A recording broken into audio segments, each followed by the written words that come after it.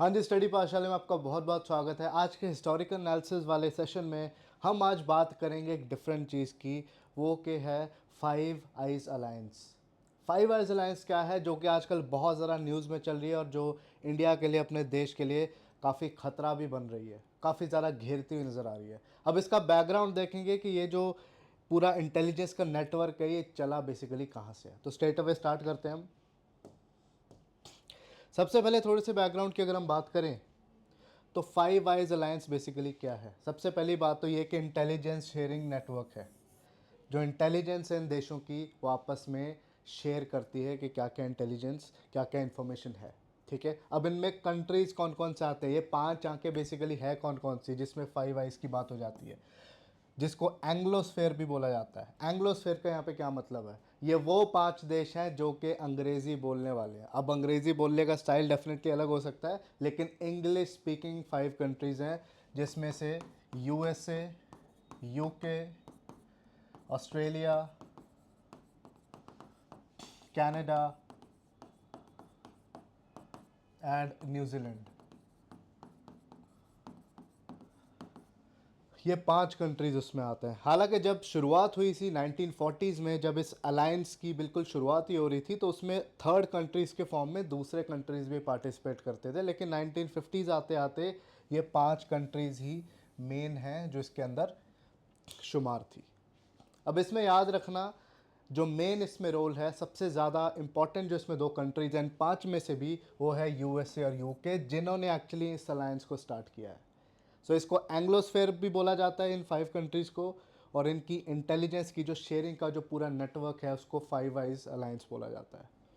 अब पहले कॉलोनाइजेशन के टाइम पे जितने भी यूरोपियन कंट्रीज़ थे, उसमें अगर हम ब्रिटेन की बात करें, क्योंकि English English speaking colonial power तो शुरुआत में वही थी, तो वो डायरेक्टली दूसरे देशों के ऊपर कब्ज़ा करते थे और उनको अपने खातिर, उनके रिसोर्सेज को, लोगों को और हर चीज़ को एक्सप्लॉयट करते थे।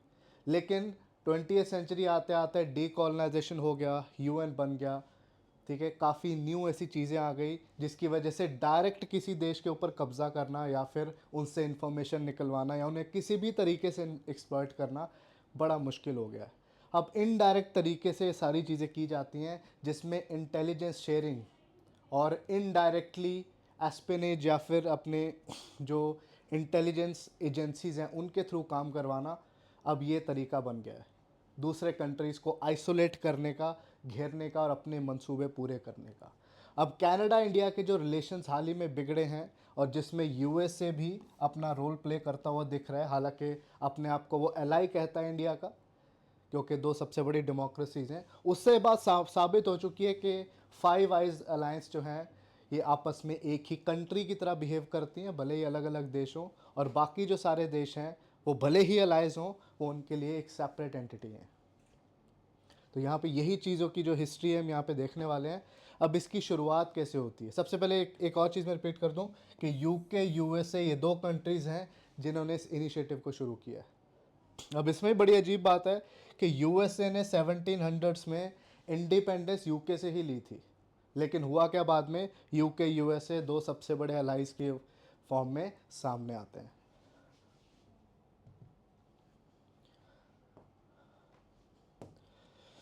अब बात करते हैं कि ये बेसिकली जो अलायंस है, ये इंटेलिजेंस शेयरिंग का जो हिसाब किताब है, ये स्टार्ट कहाँ से हुआ है। बात है वर्ल्ड वॉर टू की, सीधा वर्ल्ड वॉर टू में जा रहे हैं, 1940s की, प्रिसाइजली 1941। ये वो टाइम था जब जापान और जर्मनी काफ़ी ज़्यादा प्रॉब्लम्स यहाँ पे क्रिएट कर रही थी अलाइड नेशंस के लिए, और यूएसए अभी तक उतरा नहीं था, क्योंकि पर्ल हार्बर का अटैक अभी तक हुआ नहीं था। तो बेसिकली यहाँ पे 1948 में, 41 में यूके एंड यूएसए अपनी इंटेलिजेंस शेयरिंग शुरू कर देते हैं।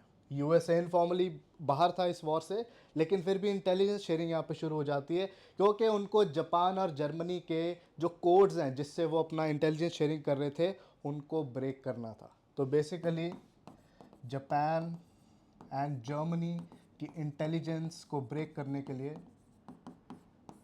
इंफॉर्मेशन लेने के लिए, यूके और यूएसए के बीच में इंटेलिजेंस शेयरिंग का जो काम है यहाँ पे शुरू हो जाता है। उसके लिए यूके ने एक एस्टेब्लिशमेंट भी बनाई, जिसको ब्लेचली पार्क बोला जाता है, जो आज भी मौजूद है। सो 1941 में इस तरीके से यूके और यूएसए जिन्होंने एक्चुअली ये स्टार्ट किया, तो पहली बार इन्होंने इस तरीके की अरेंजमेंट को अंजाम देना शुरू किया। हालांकि अभी तक कोई अलायंस नहीं बनी, अभी तक कोई फॉर्मली भी कुछ नहीं हुआ है, लेकिन इनफॉर्मल तरीके से, सीक्रेट तरीके से ये जो चीज़ें हैं वो यूके और यूएसए के बीच में होने लग जाती हैं, जिसकी वजह से जर्मनी और जापान के कोड्स को ब्रेक भी कर लेते हैं।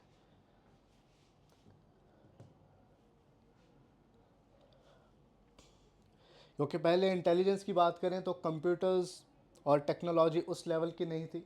मॉर्स कोड्स और जो बहुत बेसिक तरीके के जो इक्विपमेंट्स हैं वही यूज़ होते थे, लेकिन इनको ब्रेक करना भी को बहुत इजी नहीं था।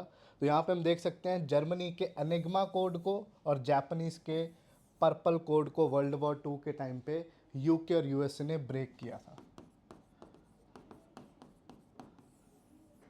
क्योंकि ये सीक्रेटिव तरीके से आपस में कोलैबोरेट कर रहे थे, अपनी इंटेलिजेंस को शेयर कर रहे थे।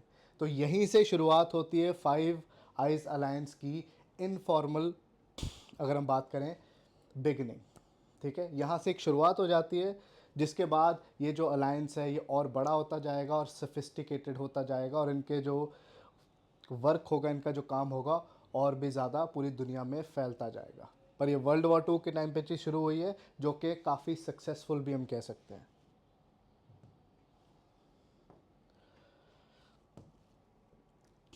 अब ये जो सारी चीज़ें चल रही हैं वर्ल्ड वॉर 2 में, ये इनफॉर्मल तरीके से चल रही हैं, ठीक है, जैसे हमने पहले ही बात की।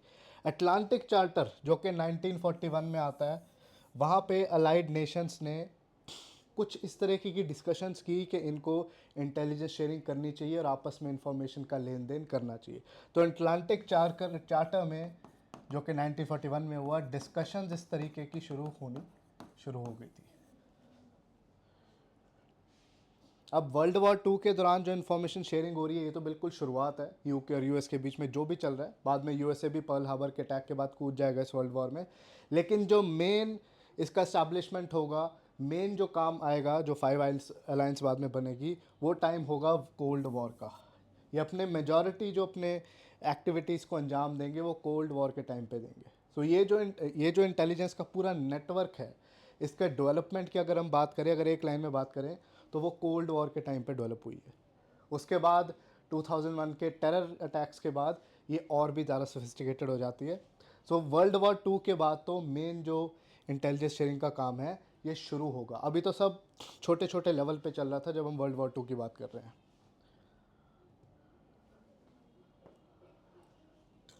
अब 1946 जब वर्ल्ड वॉर 2 ख़त्म हो चुकी है, 5 मार्च 1946, अब यहाँ पे दो जो सरकार है, कौन सी सरकार की उन्होंने बात की थी, यूके और यूएसए, जो बिल्कुल इनको स्टार्ट करती हैं, उनके बीच में एक सीक्रेट ट्रीटी होती है जिसको बोला जाता है यूके यूएसए एग्रीमेंट। इस एग्रीमेंट को एग्ज़ाम में पूछा जा सकता है, क्योंकि फाइव आइज अलायंस काफ़ी ज़्यादा न्यूज़ में आजकल, ठीक है, जिसके तहत जो सिग्नल इंटेलिजेंस है उसमें कॉपरेट करने की बात की जाएगी बिटवीन यूके एंड यूएसए। इनकी जो एजेंसीज हैं, एनएसए एंड जीसीएचक्यू। जीसीएचक्यू है यूके की, एनएसए है यूएसए की। तो यहाँ से एक शुरुआत हो जाती है, हम कह सकते हैं फॉर्मल तरीके से, हालांकि बहुत ज़्यादा इसको दिखाया नहीं गया, बट स्टिल हम कह सकते हैं कि एक फॉर्मल तरीके से यहाँ पे शुरुआत हो जाती है। इसमें बाद में और भी कंट्रीज़ ऐड ऑन होंगे और 50s में इसका स्केल और भी वाइड कर दिया जाएगा।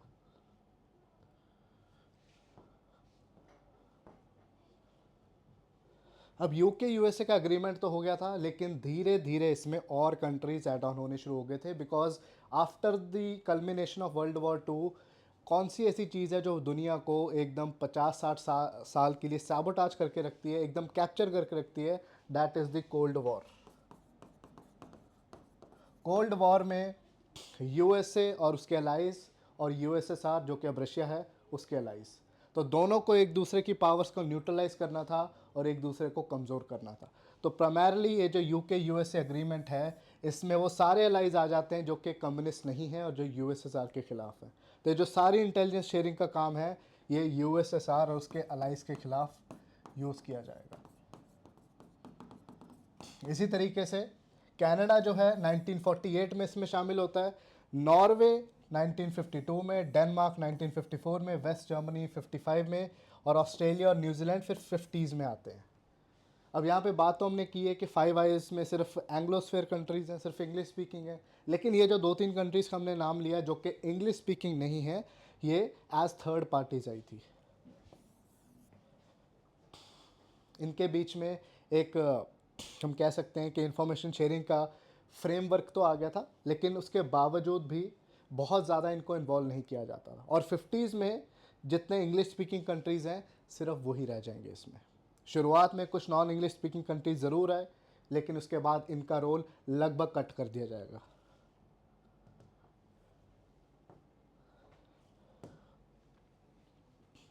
तो ये चीज़ देखी जाएगी कि 1950s में, इन 1950s फाइव आइज अलायंस जो है वो इस रूप में क्रिस्टलाइज होगी,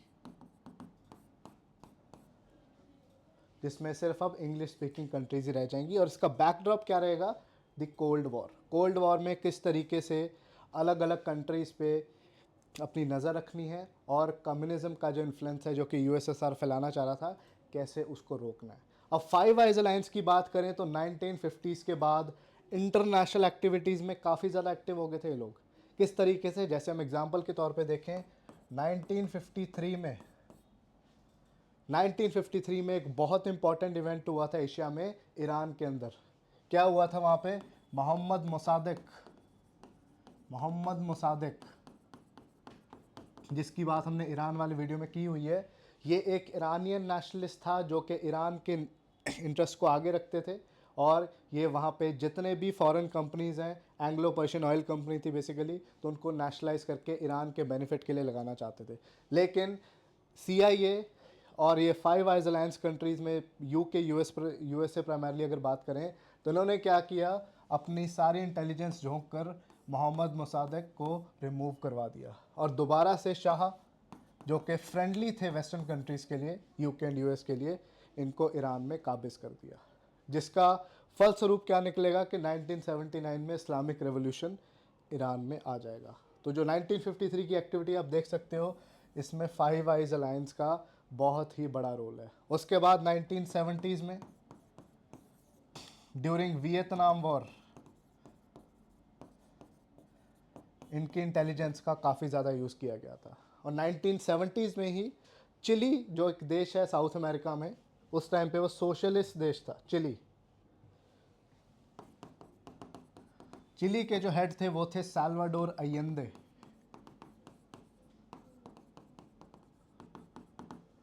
डबल एल को स्पेनिश में एज वाई कहीं ना कहीं हम बोलते हैं, प्रोनाउंसिएशन में डिफरेंस आ जाता है। तो साल्वाडोर अयेंदे जो कि सोशलिस्ट सोच के थे, उनको वहाँ पे निकाला गया। ही वॉज अ सोशलिस्ट, और फाइव आइज अलायंस ने इनको भी वहाँ पे रिमूव करवाया, और वहाँ पे एक मिलिट्री कू की वजह से चिली की हालत बाद में काफ़ी खस्ता हो गई थी। वहाँ पे काफ़ी राइट्स जो हैं वो लोगों के ले लिए गए थे। तो इस तरीके से काफ़ी इंटरनेशनली एक्टिव रही है फाइव आइज अलायंस, ताकि वेस्टर्न कंट्रीज़ के जो इंटरेस्ट हैं वो कहीं ना कहीं बचे रह सकें। तो ये सारी जो एक्टिविटीज़ आप देख पा रहे हो, ये कोल्ड वॉर के बैकड्रॉप में इनको देखा जा सकता है।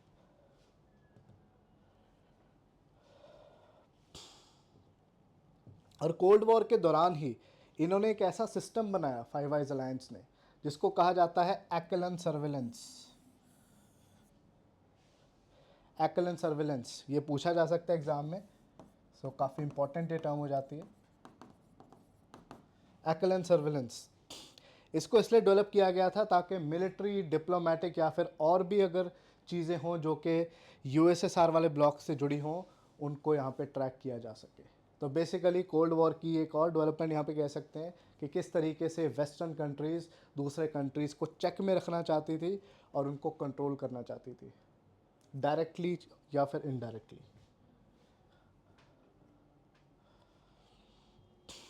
अब 1980s 1990s में क्या होता है? टेक्नोलॉजी का यूज़ ज़्यादा हो जाता है। Telephone calls, fax, email, computer का जब ज़्यादा यूज़ होता है, तो ये जो एक्लन सर्विलेंस है इसका स्केल भी बहुत ज़्यादा बढ़ जाता है। It's scale increases like anything. और 1980s 90s के बाद हम क्या देखते हैं कि ग्लोबलाइजेशन का स्केल और ज़्यादा बढ़ता है, और जो कॉरपोरेशंस है दुनिया में, बड़े बड़े कॉरपोरेशंस हैं, इनकी इंपॉर्टेंस भी बढ़ जाती है, जिसको हम ट्रांसनेशनल मल्टीनेशनल कंपनीज कहते हैं। MNCs और TNCs। तो इस अलायंस ने अपने इन सर्वेलेंस सिस्टम की मदद से इन्होंने लोगों के निजी जो यहाँ पे इंफॉर्मेशन वाली चीज़ें होती हैं, ईमेल्स, फैक्स और बाकी चीज़ें, उनको भी ट्रैक करना यहाँ पे शुरू कर दिया। और काफ़ी इन्फॉर्मेशन इन्होंने MNC और सीज और TNC से भी निकलवानी शुरू कर दी। सो डैट मीन्स कि प्राइवेसी का जो भी कंसेप्ट है, इसको 1980s और 90s में ही कहीं ना कहीं ब्रीच करना शुरू कर दिया था इन सर्वेलांस सिस्टम की वजह से। तो ये जो आज सारी बात होती है राइट टू प्राइवेसी, स्नूपिंग, कि किस तरीके से डेटा स्नूप किया जा रहा है, किस तरीके से हर इंडिविजुअल का जो डेटा है वो सेफ़ नहीं है, तो ये सारी जो प्रॉब्लम्स है 1990 से शुरू हो गई थी। हालांकि इनका स्केल काफ़ी छोटा था। तो आप देख सकते हैं तो आप देख सकते हैं उसमें five eyes alliance, UK, USA जिसमें सबसे आगे होंगे, ठीक है, उनका सबसे ज़्यादा यहाँ पे रोल है। उन्होंने स्पेशली सॉफ्टवेयर्स बना ही इसलिए रखे थे ताकि वो दूसरों के ऊपर ध्यान रख सकते हैं, दूसरों के कम्युनिकेशंस को पढ़ सकें। उसमें आम लोग भी आते हैं, कंपनीज भी आती हैं, अलग अलग देशों के हेड्स और मिनिस्टर्स भी आते हैं। तो ये सारे काम यहाँ पे किए जा रहे थे by this intelligence sharing network.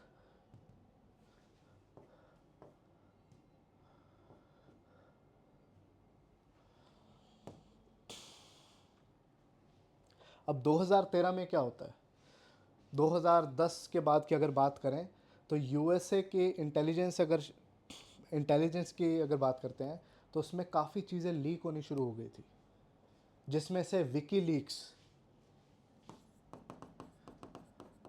का रोल भी यहाँ पे बड़ा इंपॉर्टेंट है, जिन्होंने बताना शुरू कर दिया कि वेस्टर्न कंट्रीज़ किस तरीके से दूसरे कंट्रीज़ और लोगों के ऊपर नज़र रखते हैं और इन्फॉर्मेशन चुराने का काम कर रहे हैं। विकीलीक्स के जो फाउंडर थे जूलियन असेंज, उन्होंने काफ़ी सनसनी केस वाले खुलासे किए थे, जिसमें USA की काफ़ी इन्फॉर्मेशन बाहर आई है। उसके बाद 2013 में क्या हुआ, एक NSA कंट्रैक्टर जो कि US की इंटेलिजेंस के कंट्रैक्टर हैं, एडवर्ड स्नोडन, सिमिलरली उन्होंने भी यहाँ पे इस फाइव आइज अलायंस के सिस्टम और उनके सॉफ्टवेयर और जिस तरीके से वो ऑपरेट करते थे काफ़ी कुछ बताया है, जिससे वेस्टर्न कंट्रीज़ के जो प्रोपागेंडा है वो क्लियर हो जाता है कि किस तरीके से वो दुनिया को कंट्रोल करने का काम करते हैं। और वो अपने अलाइज को भी नहीं छोड़ते, जैसे अभी हम देख ही पा रहे हैं कि किस तरीके से कनाडा और इंडिया के बीच में लड़ाई चल रही है ड्यू टू द एक्सट्रीमिस्ट, जिसको इंडिया यहाँ पे एलिजिडली टारगेट कर रही है और जिसको कनाडा यहाँ पे बचाने की कोशिश कर रही है। सिमिलर केस यहाँ पे US में भी देखा जा रहा है। जो इंडिया में टेररिस्ट घोषित हो चुके हैं उनको US जैसे कंट्रीज़ बचाने की कोशिश कर रहे हैं, वो भी किसी भी हद तक जाके, इस हद तक जाके कि रिलेशन शायद बिगड़ भी सकें। तो डैट क्लियरली शोज़ कि किस तरीके से ये जो यूरोपियन कंट्रीज़ हैं, जिसमें अमेरिका को भी हम शामिल कर सकते हैं, वो अभी भी एशियन कंट्रीज़ को आगे नहीं बढ़ने देना चाहते और उनको कंट्रोल करना चाहते हैं डिस्पाइट बीइंग अलाइज। तो उसमें से जो एक तरीका है, एक जो ज़रिया है, that is the intelligence sharing, जो कि इन फाइव आइज अलायंस के बीच में होती है, जिसकी वजह से काफ़ी दूसरे कंट्रीज़ को टॉर्चर भी करने का भी काम करते हैं, उनको प्रेशराइज करने का भी काम करते हैं। तो ये सारी जो चीज़ें हैं, एडवर्ड स्नोडन हो गए, जूलियन असांज हो गए और बाकी भी कई लोग हैं जिन्होंने इन चीज़ों को लीक करने का यहाँ पे काम किया। उसके अलावा अगर हम बात करें तो काफ़ी सर्विलेंस प्रोग्राम्स इनके चलते हैं फाइव आइज अलायंस के। तीन चार की नाम की हम बात कर लेते हैं, जो कि again exam point of view से इंपॉर्टेंट हो सकते हैं, जैसे कि प्रिज्म, एक्स की स्कोर, जो कि यहाँ पे NSA, GCHQ, ASD, Australia, UK, USA ये सब यहाँ से ऑपरेट करते हैं। तो प्रिज्म, एक्स की स्कोर के बाद टेम्पोरा, मस्कुलर, स्टेटस्टॉर्म, ये भी ऐसे प्रोग्राम्स हैं जो कि ऑपरेट किए जाते हैं फाइव आइज अलायंस की टीम के बीच में। तो ये जो एक बहुत तगड़ा नेटवर्क है, ये आज भी एक, अगर हम बात करें, एक बहुत बड़ा अंडरवर्ल्ड डॉन की तरह बिहेव कर रहा है, जो कि डिफरेंट कंट्रीज़ के हेड्स ऑफ स्टेट हो गए, मिनिस्टर्स हो गए, कॉरपोरेशंस हो गए, उनके डेटा को चुराने का काम भी लोग करते हैं।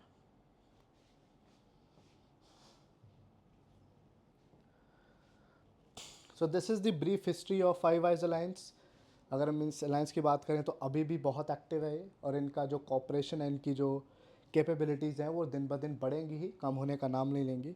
सो उनका तोड़ क्या होना चाहिए, किस तरीके से इंडिया जैसे कंट्रीज़ को इनसे डील करना चाहिए, ये क्वेश्चन काफ़ी एक बर्निंग क्वेश्चन अभी के लिए हो जाता है। तो this is all about the five eyes alliance. फिर से हम हाजिर होंगे हिस्टोरिकल एनालिसिस की वीडियो के साथ। अब तक आप तैयारी करते रहिए, लाइक सब्सक्राइब करिए चैनल को। जय हिंद।